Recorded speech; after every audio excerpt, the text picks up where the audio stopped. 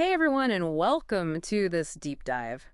It's funny how we always seem to connect over the coolest topics. Today we're focusing on a career that just might have your name written all over it.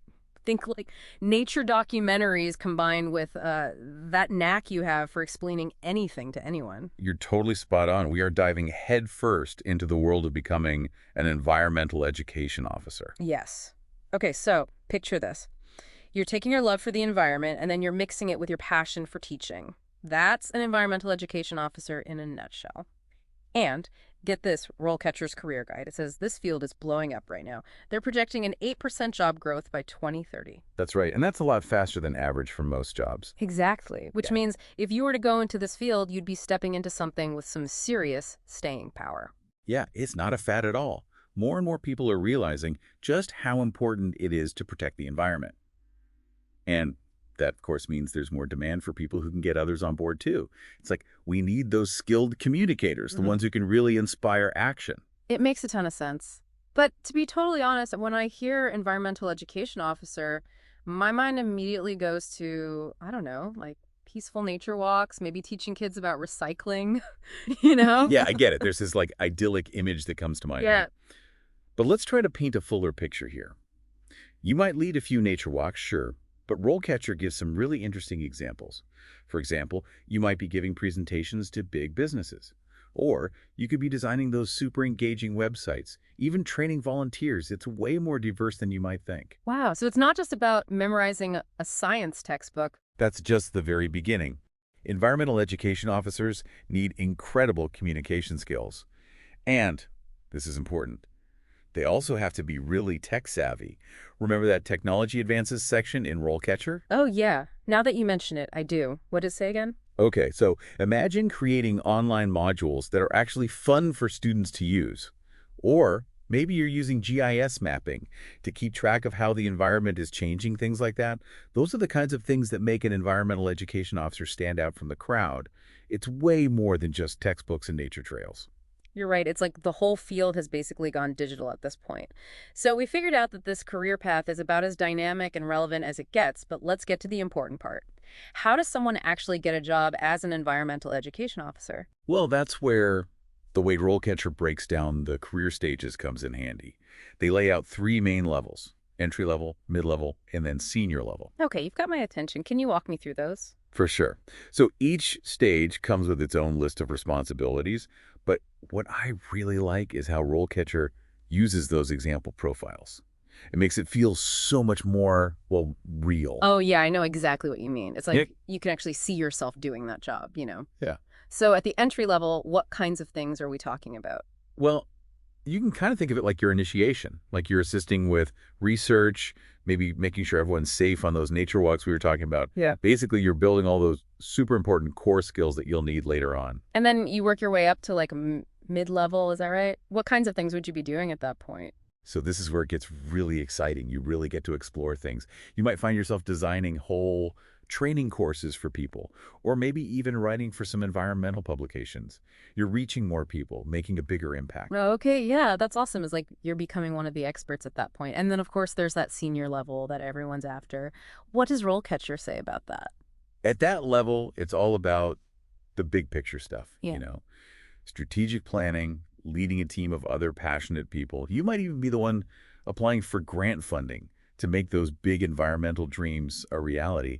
You get to kind of shape the whole field of environmental education. Wow, you really weren't kidding about it being a serious career path. Okay, you definitely got my attention, but I've got to ask, what about the everyday parts of this job? RoleCatcher does a great job explaining all the different levels and everything, but what's it actually like to be an environmental education officer? That's a fair point. There's definitely more to it than just job titles and responsibilities, right? And this is where things like passion and dedication and, yeah, maybe a bit of resilience really come in. Yeah. What I like about RoleCatcher is that they don't try to sugarcoat it at all in that pros and cons section. Like, they talk about the amazing things about the job, but they also point out some of the challenges. Yeah, what were some of the challenges they mentioned? I'm curious. Well, on the one hand, you're in a position to make a real difference, to educate and inspire other people to take care of the environment. But then, on the flip side, you're probably going to see the effects of how we're damaging the environment firsthand, and that could be a lot to deal with, especially emotionally. You're right. That's something really important to keep in mind. It's one thing to be super passionate about the environment, but it's another thing entirely to have to see all the damage that's being done. Did RoleCatcher have any tips for how to deal with that part of the job? Yeah, they actually asked this question. Could you personally handle the emotional toll of seeing environmental damage all the time, or would that be something you couldn't do? That's a tough question to ask yourself. It is. And it made me think of those functions and core abilities they talk about. It's super important to have the science background, obviously, but you need to be good with people too. You need to be a good listener, think critically about things, and connect with people even when they have totally different views than you. So it's almost like you need to be a people person on top of knowing the science. Exactly. And honestly, getting a job in this field can be a challenge too, even if you have all the passion and knowledge in the world. You're telling me. Between the resumes, the applications, all those algorithms they use now, it can get overwhelming. Wait, didn't RoleCatcher have some cool tools for that, though? I thought they mentioned something about AI. They do. They have a bunch of innovative features that really help you stand out from everyone else applying for the same jobs. Okay, tell me more. I need to hear this. Okay, so they have this skills analysis tool. It's incredible. You have to check it out.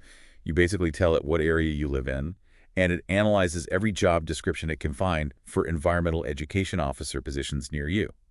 Then it tells you exactly what skills employers are looking for.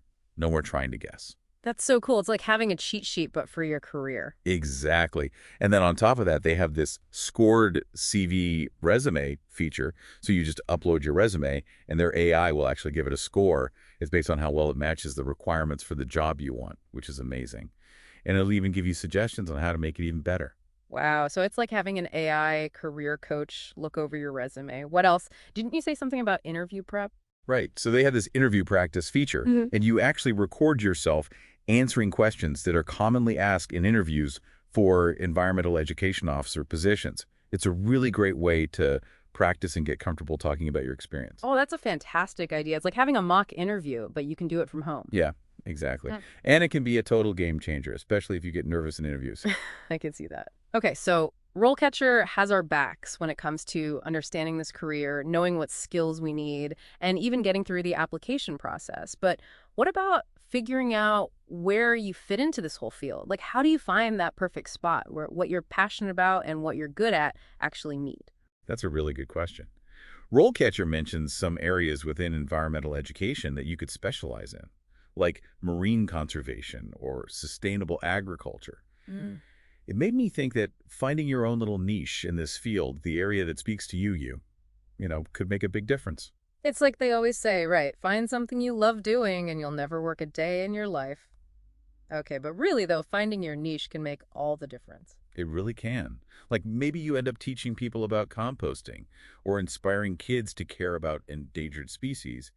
The possibilities are pretty much endless. Yeah, it's exciting to think about all the different ways you could actually make a difference as an environmental education officer. It's not just one job, it's a million different things you could do.